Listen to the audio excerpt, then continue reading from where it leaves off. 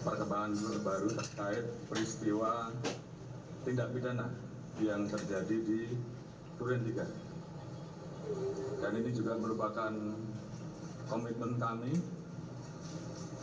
dan juga menjadi penekanan Bapak Presiden untuk mengungkap kasus ini secara cepat, transparan, dan akuntabel.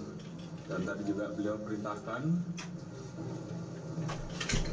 jangan ada yang ragu-ragu, jangan ada yang ditutup-tutupi, ungkap kebenaran apa adanya.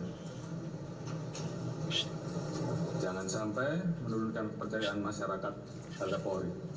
Jadi ini tentunya menjadi perintah dan amanat yang tentunya saat ini dan kemarin juga telah kita laksanakan.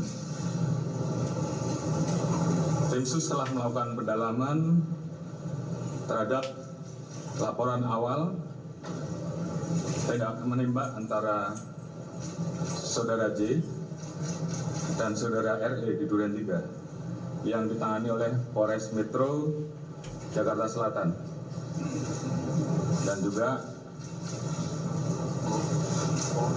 dilakukan pemeriksaan di Propam Polri dan juga Polda Metro, di mana pada saat pendalaman dan olah TKP ditemukan ada hal-hal yang menghambat proses penyidikan dan kejanggalan-kejanggalan yang juga kita dapatkan, seperti hilangnya CCTV dan hal-hal lain, sehingga muncul dugaan ada hal-hal yang ditutupi dan direkayasa. Oleh karena itu, dalam rangka membuat terang peristiwa yang terjadi, Tim Sus telah melakukan pendalaman dan ditemukan adanya upaya-upaya untuk menghilangkan barang bukti, merekayasa, menghalangi proses penyidikan, sehingga proses penanganannya menjadi lambat. Tindakan yang tidak profesional pada saat penanganan dan olah TKP, serta tindakan-tindakan tidak profesional lain pada saat penyerahan jenazah almarhum J di Jambi. Oleh karena itu, untuk membuat terang dan menghilangkan hambatan-hambatan penyidikan, beberapa waktu yang lalu kami telah mengambil keputusan penonaktifan Kapolres Metro Selatan, Karo Paminal,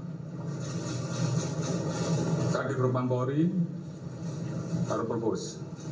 Kemudian Tim Sus juga telah melakukan pemeriksaan terhadap pelanggaran kode etik profesi Polri ataupun tindakan untuk merusak, menghilangkan barang bukti, mengaburkan, dan merekayasa dengan melakukan mutasi ke Yanma Polri, dan saat ini semuanya dilakukan pemeriksaan. Kemarin ada 25 personil yang kita periksa dan saat ini bertambah menjadi 31 personil. Kita juga telah melakukan penempatan khusus kepada 4 personil beberapa waktu yang lalu, dan saat ini bertambah menjadi 11 personil Polri, terdiri dari 1 bintang 2, 2 bintang 1, 2 kombes, 3 AKBP, 2 kompol, dan 1 AKP. Dan ini kemungkinan masih bisa bertambah. Selanjutnya, untuk menjaga transparansi dan akuntabilitas dalam penanganan kasus ini, kita telah melibatkan pihak-pihak eksternal seperti rekan-rekan di Komnas HAM yang saat ini masih terus bekerja dan juga mitra kami di Kompolnas selaku pengawas kepolisian. Kami juga telah memberikan ruang seluas-luasnya kepada masyarakat, terutama keluarga korban, seperti beberapa waktu yang lalu, untuk kita berikan ruang otopsi ulang atau ekshumasi dan juga melayani laporan polisi dari pihak korban. Dan tentunya ini adalah merupakan wujud transparansi yang kami lakukan. Alhamdulillah, saat ini tim SUS telah mendapatkan titik terang dengan melakukan proses-proses penanganan dan pemeriksaan secara saintifik dengan melibatkan kedokteran forensik, olah TKP, dengan melibatkan tim puslapor untuk menguji balistik, mengetahui perkenaan alur dan tembakan, pendalaman terhadap CCTV dan handphone oleh puslapor, biometrik, identification oleh Pusinafis, serta tindakan lain yang tentunya bersifat ilmiah. Dan juga kami menemukan persesuaian dalam pemeriksaan yang telah kita lakukan terhadap saksi-saksi yang berada di TKP, termasuk saksi-saksi lain yang terkait, juga saudara RE, saudara RR, saudara KM, saudara AR, dan saudara P, dan saudara FS. Ditemukan perkembangan baru bahwa tidak ditemukan, saya ulangi, tidak ditemukan fakta peristiwa tembak menembak seperti yang dilaporkan. Saya ulangi, tidak ditemukan fakta peristiwa tembak menembak seperti yang dilaporkan awal. Tim khusus menemukan bahwa peristiwa yang terjadi adalah peristiwa penembakan terhadap saudara J yang mengakibatkan saudara J meninggal dunia, yang dilakukan oleh saudara RE atas perintah saudara FS. Saudara E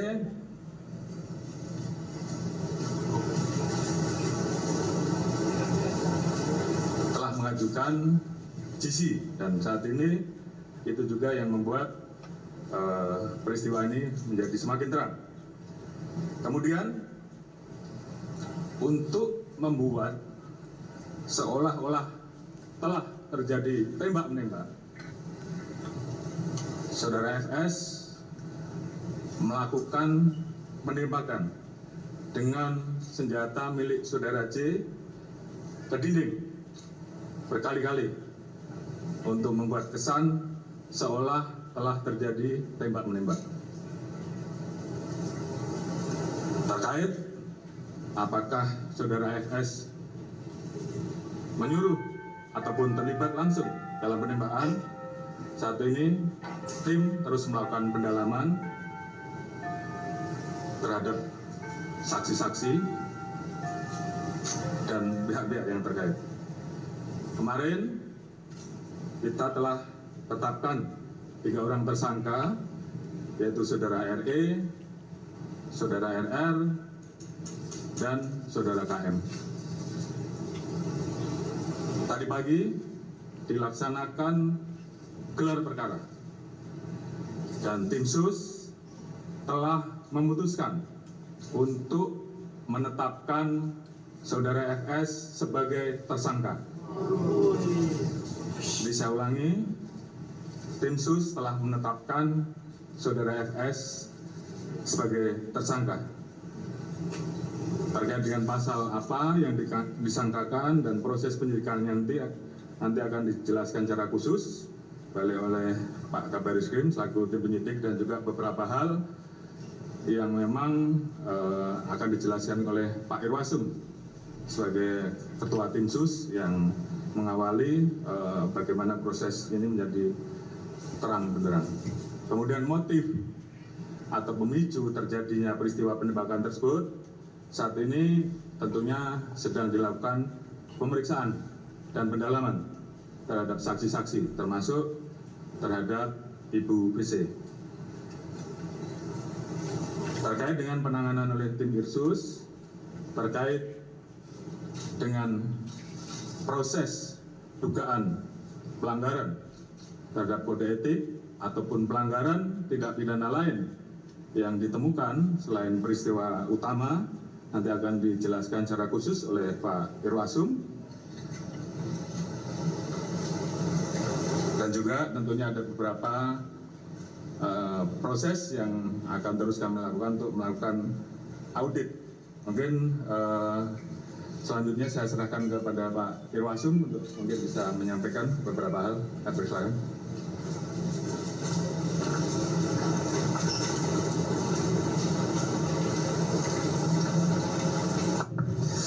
Atas izin Bapak Kapolri dan Bapak Kapolri, kami menyampaikan perkembangan yang dilaksanakan Tim Sus khususnya dalam pelaksanaan operasi khusus. Bahwa Tim Sus ini dibentuk oleh Bapak Kapolri yang beranggota lengkap yang langsung sebagai penanggung jawab Bapak Kapolri dari Baris Krim Polri, Itwasum Polri, kemudian Pak Interkam, SSDM, Pusdokes dan DTIK.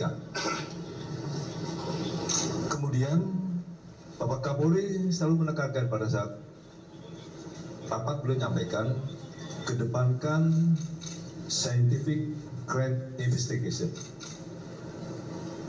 Saya memahami dan tim sus memahami kepada para media dan masyarakat selama 1 minggu pertama dibentuk, kami memahami seolah-olah tim sus tidak bergerak. Kami memahami itu karena apa yang diutarakan Bapak Kapolri tadi memang benar. Kami mengalami kesulitan karena pada saat pelaksanaan olah TKP awal dilaksanakan tidak profesional, kurang profesional, dan beberapa alat bukti pendukung sudah diambil. Selama 1 minggu kami bergerak mendalami, kemudian kami mendapatkan informasi intelijen dari Baitel Polri bahwa dijumpai ada beberapa personil yang diketahui mengambil CCTV dan yang lain-lainnya. Oleh karena itu, Itwasum membuat sel perintah gabungan dengan melibatkan Dipropam Polri dan Barisim Polri telah melaksanakan pemeriksaan khusus kepada 56 personil Polri. Dari 56 personil Polri tersebut terdapat 31 personil Polri yang tadi Bapak Kapolri sampaikan yang diduga patut juga melanggar kode etik profesional Polri atau KKEP. Kemudian yang melakukan pelanggaran, tadi Bapak Kapolri sudah menyampaikan 11 dilaksanakan penempatan khusus yang 3 perwira tinggi ditempatkan di Mako Brimob Polri. Ada hal yang menonjol pada saat melaksanakan pemeriksaan khusus ini terhadap Barada RE yang bersangkutan pada saat dilaksanakan pemeriksaan mendalam ingin menyampaikan unek-unek. Dia pengen menulis sendiri. Tidak usah ditanya Pak, saya menulis sendiri. Yang bersangkutan menulis dari awal bahwa dia melakukan adalah yang bersangkutan. Dengan dilengkapi dengan cap jempol dan materai. Dari itulah pemeriksaan Riksus karena sudah ada unsur pidananya, maka kita limpahkan kepada Baris Krim Polri untuk melakukan tindakan penyidikan lebih lanjut. Termasuk juga kepada Bribka RR pada saat dilaksanakan penyidikan pemeriksaan khusus juga demikian. Adanya dugaan tidak pidana maka juga kami limpahkan kepada Baris Krim Polri untuk dilakukan pemeriksaan lebih lanjut. Kemudian kemarin kami melapor kepada Kapolri bahwa tim sus seluruhnya melaksanakan pemeriksaan mendalam kepada FS di Makobrimob. Setelah dilakukan pemeriksaan mendalam, maka juga telah ditemukan bukti yang cukup bahwa FS adalah melakukan tindak pidana. Maka tadi Pak Kapolri sudah menyampaikan setelah gelar perkara dan sudah ditetapkan sebagai tersangka. Oleh karena itu, kami menjelaskan bahwa 31 personil yang melanggar kode etik Polri, dari Barreskrim Polri ada 2 personil, 1 Pamen, perbakat Pamen, dan 1 Pama. Di Propam Polri ada 21 personil, perwira tinggi 3, perwira menengah 8, perwira pertama 4 personil, bintara 4, dan tamtama 2 personil. Kemudian personil Polda Metro Jaya sementara ada 7 personil, perwira pangkat menengah 4 personil, dan perwira pertama 3 personil. Rekan-rekan sekalian, tim sus akan melakukan pengkajian tentu gabungan dengan di Propam Polri terhadap personil-personil yang diduga melakukan kode etik. Kalau nanti ada unsur pidananya, juga kita limpahkan lagi kepada Barreskrim Polri. Tetapi kalau hanya melakukan kode etik, maka tentu di Propam Polri akan melakukan sidang kode etik terhadap personil tersebut. Oleh karena itu, ke depan tim sus akan terus melakukan pemeriksaan khusus terhadap personil-personil Polri yang patut diduga melakukan pelanggaran kode etik terkait penanganan meninggalnya Brigadir J di Komplek Polri Duren 3. Oleh karena itu, kami juga tim sus mengucapkan terima kasih. Tadi Bapak Kapolri sudah menyampaikan kepada Komnas HAM, karena melalui beliau harus transparan. Kemudian juga tentu Kompolnas yang terus selalu memberikan pengawalan, sehingga kasus ini terungkap.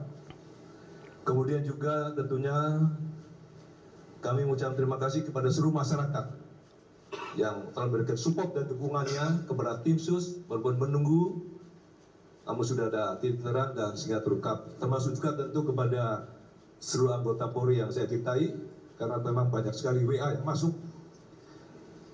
Terima kasih kepada seluruh anggota. Saya kira itu Bapak Kapolri. Terima kasih. Assalamualaikum warahmatullahi wabarakatuh.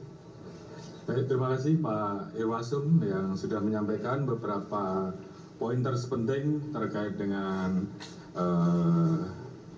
kinerja tim sus yang dipimpin oleh beliau. Selanjutnya Pak Kabar Eskrim saya perintahkan untuk menyampaikan terkait pasal-pasal dan mungkin proses penyidikan yang saat ini sedang berjalan. Silakan.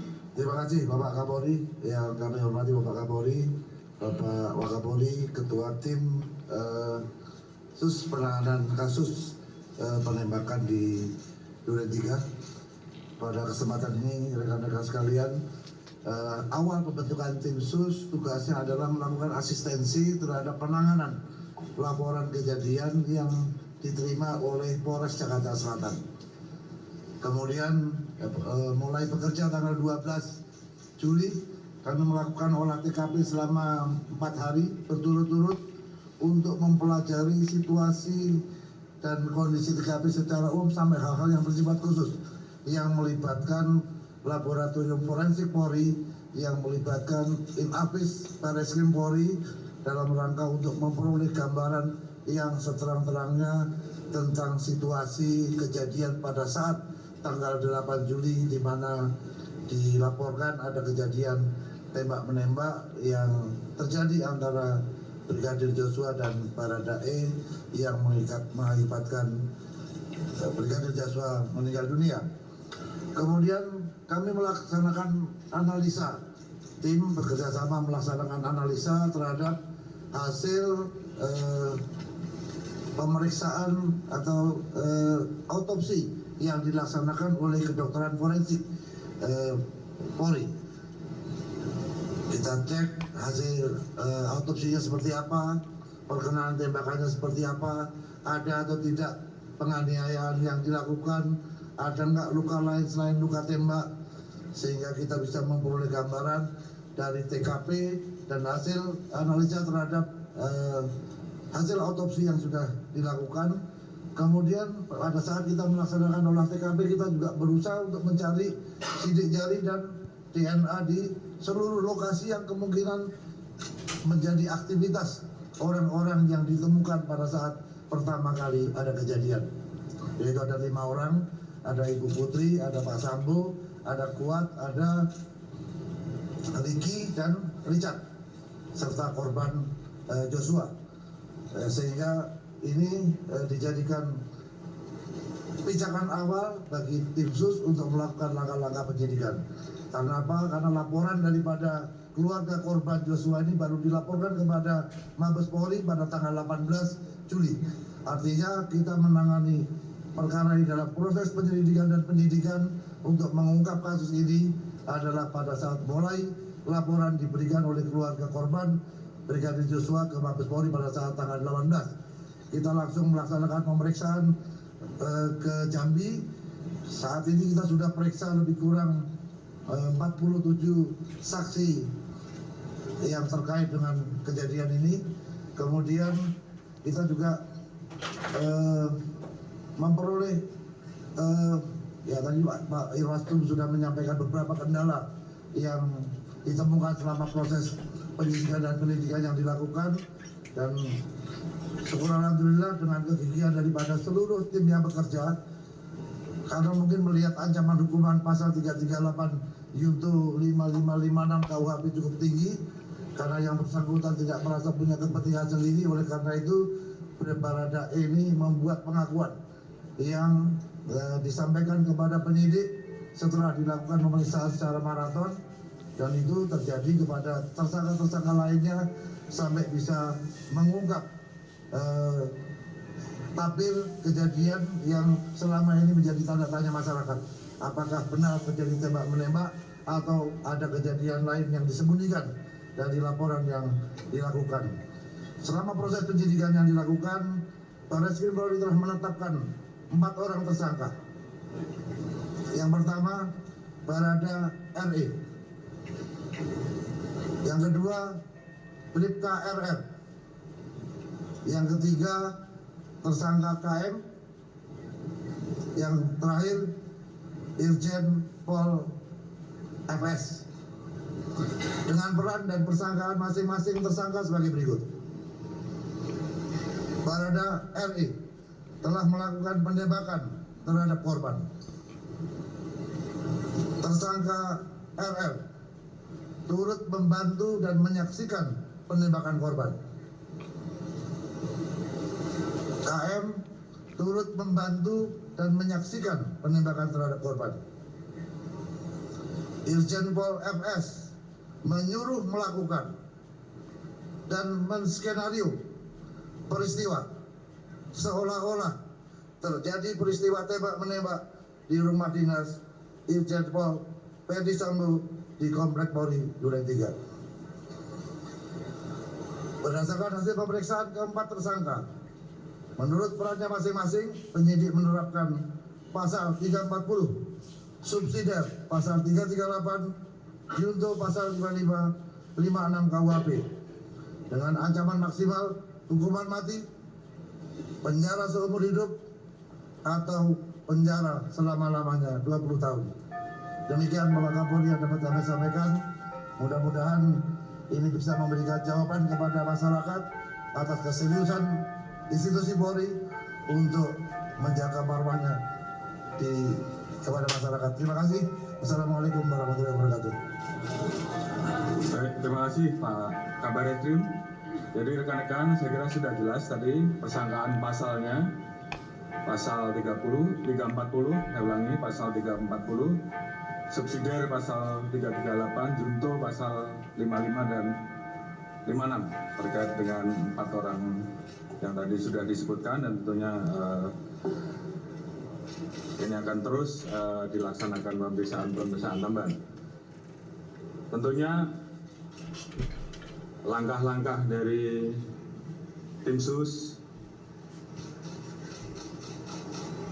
ini adalah merupakan wujud komitmen Polri untuk mengusut tuntas perkara ini secara akuntabel, jujur, terbuka, transparan, sesuai dengan harapan masyarakat dan arahan Bapak Presiden untuk mengusut tuntas. Jangan ragu-ragu, jangan ada yang ditutup-tutupi, ungkap kebenaran sehingga dapat dipertanggungjawabkan kepada publik. Terkait dengan hambatan upaya untuk menghalangkan barang bukti, saya minta kepada tim sus juga lakukan pemeriksaan terhadap saudara FS. Apakah ada perintah dari yang bersangkutan, dan tolong segera laporkan hasilnya. Kemudian tentunya tim sus, karena ini sudah menjadi perhatian publik, saya minta untuk betul-betul segera bisa diselesaikan, terus bekerja keras sehingga betul-betul kita profesional, akuntabel, dan tentunya pendekatan saintifik yang tentunya akan kita pertanggungjawabkan betul-betul bisa dilakukan dengan profesional. Dan harapan kita semua tentunya kasus ini bisa segera tuntas dan segera kita limpahkan kejaksaan untuk segera bisa diproses sidang. Kemudian terkait dengan temuan-temuan pelanggaran kode etik maupun pelanggaran pidana lain yang ditemukan agar segera dituntaskan dan segera diproses, apakah itu dengan proses pidana atau proses etik untuk segera bisa di sidang etik ataupun segera dituntaskan untuk diproses dan diajukan ke kejaksaan. Tentunya ini menjadi komitmen kami, komitmen Polri untuk betul-betul bisa menjaga marwah dan nama institusi Polri. Tentunya terima kasih tadi disampaikan oleh Pak Irwasum, sekali lagi dukungan dari masyarakat, support dari masyarakat dalam memberikan semangat pada kami untuk mengungkap agar fakta ini menjadi terang benderang, dan ini bagi kami merupakan bentuk kecintaan terhadap institusi Polri. Mungkin itu yang bisa saya sampaikan. Terima kasih. Wassalamualaikum warahmatullahi wabarakatuh. Silakan. Pak, salah satu yang paling menjadi sorotan Pak publik yaitu mengenai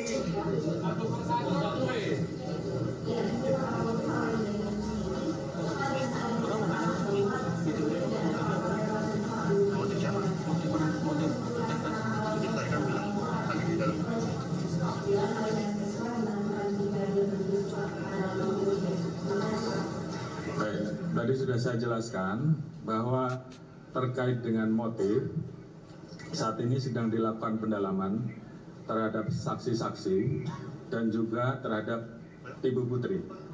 Jadi saat ini belum bisa kita simpulkan, namun yang pasti ini menjadi pemicu utama terjadinya peristiwa pembunuhan.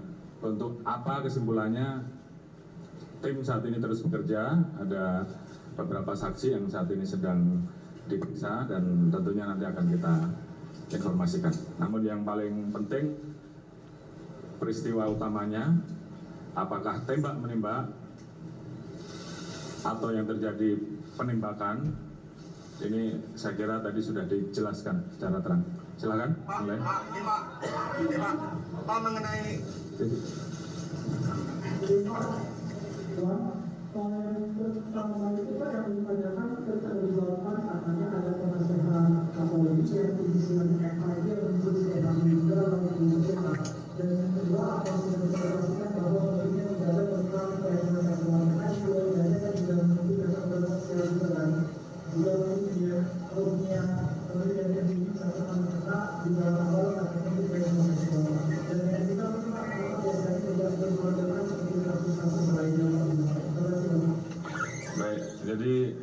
pertanyaan pertama tadi, kami sedang melakukan pendalaman, tim sedang bekerja. Tentunya apabila kita temukan, pasti kita proses. Terkait dengan motif, tadi sudah kita sampaikan bahwa pendalaman masih terus dilakukan, dan ini tentunya membutuhkan keterangan dari ahli-ahli di samping persesuaian saksi-saksi, sehingga tentunya ini menjadi bagian yang juga harus kami tuntaskan. Pak, ini Pak, ya Pak, ya Rama Pak dari Radio Cinta Pak, mengenai untuk soal etiknya Pak, ada 31 personil yang diduga melakukan pelanggaran etik dan ini jumlahnya cukup besar.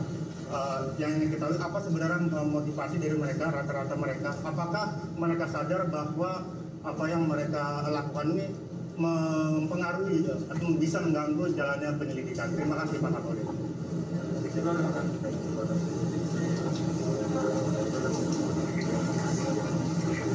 Baik, tim Propam, tim Irsus dan tim Propam saat ini sedang mendalami apakah mereka sadar ataukah atas perintah, sehingga ini yang kemudian nanti kita putuskan apakah dia masuk pidana atau etik. Jadi ini akan kita sampaikan di berikutnya. Silakan. Satu lagi ya.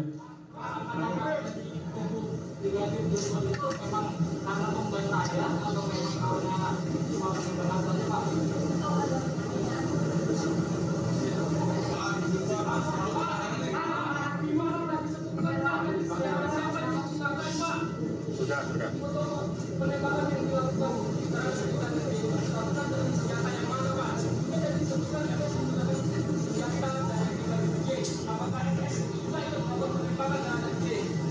Tadi sudah saya jelaskan, penembakan terhadap Brigadir J dilakukan atas perintah Saudara FS dengan menggunakan senjata milik Saudara Brigadir R. Terkait dengan apakah FS ikut menembak, ini sedang dilakukan pendalaman karena ada beberapa pendalaman terkait dengan saksi, kemudian bukti saintifik yang sedang kita dalami, dan kemudian yang digunakan untuk melakukan penembakan ke dinding adalah senjata milik Saudara J. Jelas ya? Saya kira cukup.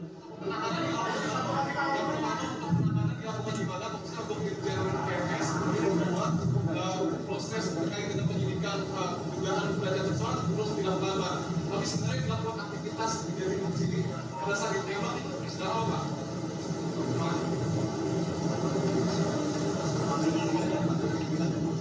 Baik, saya kira ini sifatnya sangat teknis dan menjadi materi bagian oleh penyidikan yang akan dipertanggungjawabkan ke pengadilan ya. Jadi supaya semuanya nanti terang benderang pada saat proses di persidangan. Namun paling tidak secara garis besar apa yang menjadi pertanyaan publik selama ini tentunya sudah kita jawab. Terkait dengan posisi Irjen FS saat ini dipatsuskan di Rutan Brimob. Tentunya setelah penetapan tersangka akan ditahan dan nanti akan diputuskan oleh tim apakah ditahan di Rutan Brimob atau tempat yang lain. Nanti akan diputuskan setelah pemeriksaan beliau sebagai pemeriksaan FS sebagai tersangka. Baik, mungkin itu. Terima kasih. Rekan-rekan, assalamualaikum warahmatullahi wabarakatuh.